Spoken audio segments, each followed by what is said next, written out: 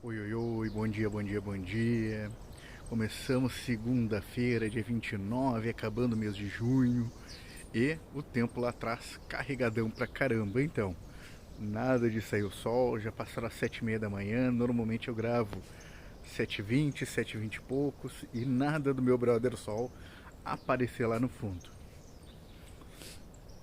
Bueno, a ideia de hoje é conversar um pouquinho mais sobre a globalização. Nesta globalização, falar sobre divisão internacional do trabalho.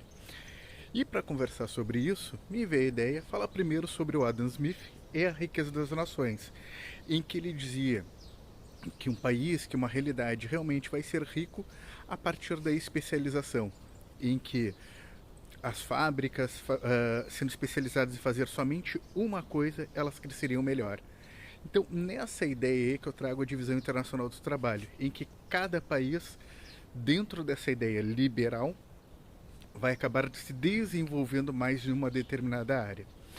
Bueno, te lembra quando eu falei sobre globalização na semana passada? Eu falei sobre Milton Santos para uma outra globalização e que ele na primeira parte da sua obra ele falava sobre o fetiche da globalização, que seria tal da aldeia global, todo mundo estaria junto, amigo e tudo mais, mas depois vem a perversidade da globalização.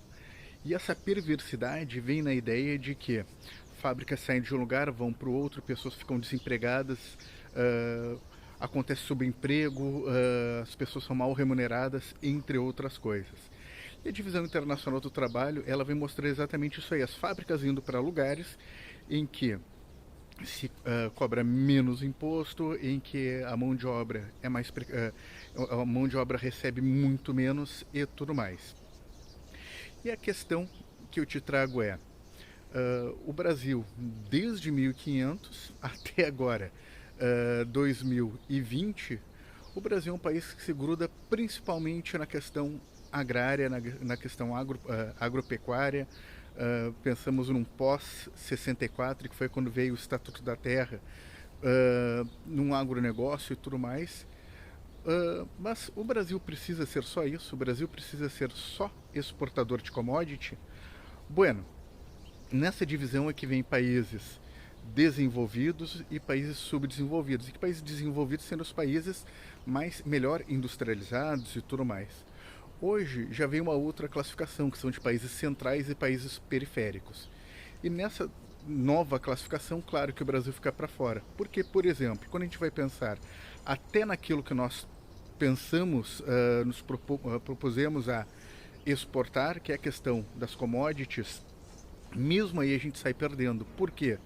Porque nós exportamos sem valor agregado. Enquanto a Austrália e Nova Zelândia exportam orgânicos com valor muito maior, nós ficamos muito presos na questão da soja, simplesmente a soja transgênica ainda.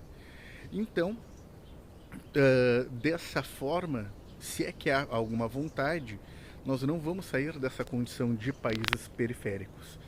Então, essa aí é a questão que eu fico para tu pensar sobre questões do Brasil, sobre o que a gente vai fazer, sobre o que vai ser do amanhã da nossa nação. Dentro da divisão internacional do trabalho, nós vamos ficar eternamente como exportador de commodity, remunerando pouco a população brasileira, a nação brasileira? Ou será que a gente espera algo melhor, uma boa remuneração, deixar de ser um país periférico e se projetar a realmente ter um plano de nação para ser um país central? Um ótimo dia, te cuida, lembrando que nós estamos chegando perto do pico da pandemia. Litoral, como eu falei sexta-feira passada, 68% das UTIs ocupadas. Vic Canoas não está nada diferente, a região metropolitana está toda na situação, seguimos na bandeira vermelha. Então te cuida muito, usa máscara, lava a mão, tudo direitinho. Te cuida, cuida muito dos teus. Estou torcendo para que tudo siga muito bem na tua vida, beleza? Então que tu tenha um dia de muita positividade, com o brother lá em cima iluminando o teu caminhar. Paz e bem, tenha um ótimo dia.